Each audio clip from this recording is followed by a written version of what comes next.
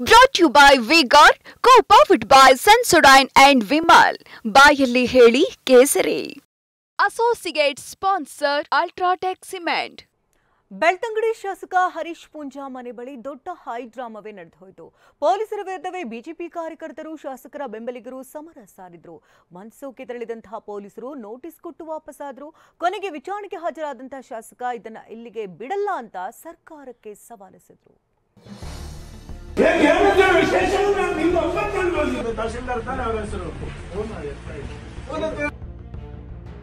ಕೊನೆಗೂ ವಿಚಾರಣೆಗೆ ಹಾಜರಾದ ಶಾಸಕ ಹರೀಶ್ ಪೂಂಜಾ ನಿನ್ನೆ ಇಡೀ ದಿನ ಹೈಡ್ರಾಮವೇ ನಡೆಯಿತು. ಪೊಲೀಸರಿಗೆ ಧಮಕಿ ಹಾಕಿದ ಆರೋಪದಡಿ ಇದು ತಗೊಳ್ಳೋಣ. ಇದು ಇನ್ವರ್ಟರ್ ಎಸಿ.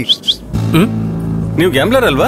ಗ್ಯಾಮ್ಲರ್ ಜೂಜಾಡ್ತಿರಲ್ವಾ? ನೀವು ಜೂಜಾಡ್ತೀರಾ? ಇಲ್ಲ, ಯಾರು ಏನು ಹೇಳಿದ್ರು ಅಂತ ನೀನು ಎಷ್ಟು ಕಾಸ್ಟ್ಲಿ ಹಾಗೂ ಡೆಲಿಕೇಟ್ ಎಸಿ ತಗೊಂಡು ಸ್ಟೆಬಿಲೈಸರ್ ತಗೊಳ್ಳಿಲ್ಲ ಅಂದ್ರೆ ಇದು ಜೂಜಾಟ ತಾನೇ. ಒಂದೇ ಫ್ಲಕ್ಚುಯೇಷನ್ ಗೆ ನಿಮ್ಮ ಇನ್ವರ್ಟರ್ ಎಸಿಯ ಪಾರ್ಟ್ಸ್ ಡ್ಯಾಮೇಜ್ ಆಗಬಹುದು. ಅದನ್ನು ವಿ-ಗಾರ್ಡ್ ಉಪಯೋಗಿಸಿ ಸುರಕ್ಷಿತವಾಗಿರಿಸಿ. V Guard, India's number 1 stabiliser. 2 FIR ದಾಖಲಿಸಿದ ಪೊಲೀಸರು ಶಾಸಕ ಹರೀಶ್ ಪೂಂಜಾ ಬಂಧಿಸಲು ನಿವಾಸಕ್ಕೆ ಬಂದಿದ್ರು.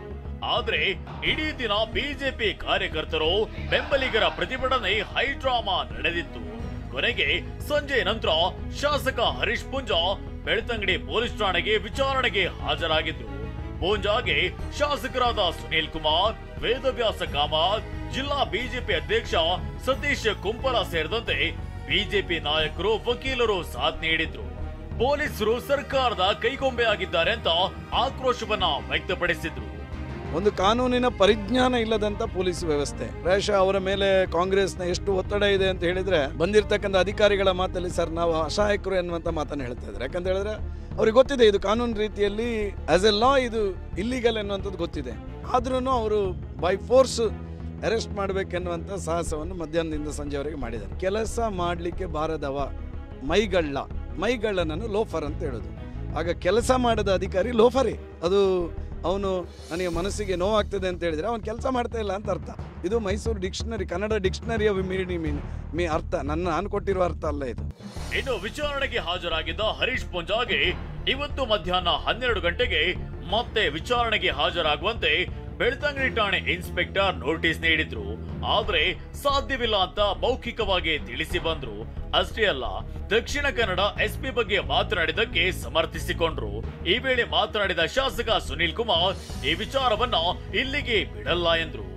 ವಿಧಾನಸಭೆಯ ಅಧಿವೇಶನವನ್ನು ನಡೀಲಿಕ್ಕೆ ನಾವು ಬಿಡೋದಿಲ್ಲ. ಇದನ್ನು ತಾರ್ಕಿಕ ಹಂತಕ್ಕೆ ತೆಗೆದುಕೊಂಡು ಹೋಗ್ತವೆ. ನಾಳೆ ನಾಡಿದ್ರಲ್ಲಿ ಗೃಹ ಸಚಿವರನ್ನ ಭೇಟಿ ಮಾಡ್ತೇವೆ. ಯಾವ ಹಿನ್ನೆಲೆಯಲ್ಲಿ ಈ ಅಧಿಕಾರಿ ಈ ರೀತಿಯಾದಂಥ ದುರ್ವರ್ತನೆಯನ್ನು ತೆಗೆದುಕೊಂಡಿದ್ದಾರೋ ಅಧಿಕಾರಿಗಳ ಮೇಲೂ ಕ್ರಮ ತೆಗೆದುಕೊಳ್ಬೇಕು. ರಾಜಕೀಯ ಕುತಂತ್ರ, ರಾಜಕೀಯ ದುರುದ್ದೇಶ ಎಂದಾದರೆ ಇದನ್ನು ವಿಧಾನಸಭೆಯಲ್ಲಿ ಹೇಗೆ ಎದುರಿಸಬೇಕು ಅಂತ ನಮಗೆ ಗೊತ್ತಿದೆ. ಖಂಡಿತವಾದನ್ನು ಎದುರಿಸ್ತೇವೆ. ಯಾವುದೇ ಕಾರ್ಯಕರ್ತ ಹೆದರುವಂಥ ಅಗತ್ಯ ಇಲ್ಲ. ಒಬ್ಬ ಶಾಸಕನನ್ನು ಬೆದರಿಸಿ ಕಾರ್ಯಕರ್ತರನ್ನು ಪರೋಕ್ಷವಾಗಿ ಬೆದರಿಸುವಂಥ ಹುನ್ನಾರ ಇದರಲ್ಲಿ ಅಡಗಿದೆ. ನಾವು ಶಾಸಕನನ್ನು ಬಿಟ್ಕೊಡೋದಿಲ್ಲ, ಒಬ್ಬ ಸಾಮಾನ್ಯ ಕಾರ್ಯಕರ್ತನನ್ನು ಬಿಟ್ಕೊಡೋದಿಲ್ಲ. ಶಾಸಕರ ಈ ಮಾತುಗಳನ್ನ ನೋಡಿದ್ರೆ ಈ ವಿಚಾರ ಸದ್ಯಕ್ಕೆ ಮುಗಿಯೋ ಲಕ್ಷಣಗಳು ಕಾಣಿಸ್ತಿಲ್ಲ. Prithviraj Bommanakere, TV9 Mangaluru. Brought to you by V-Guard, co-powered by Sensodyne and Vimal. ಬಾಯಲ್ಲಿ ಹೇಳಿ ಕೇಸರಿ. Associate sponsor Ultratech Cement.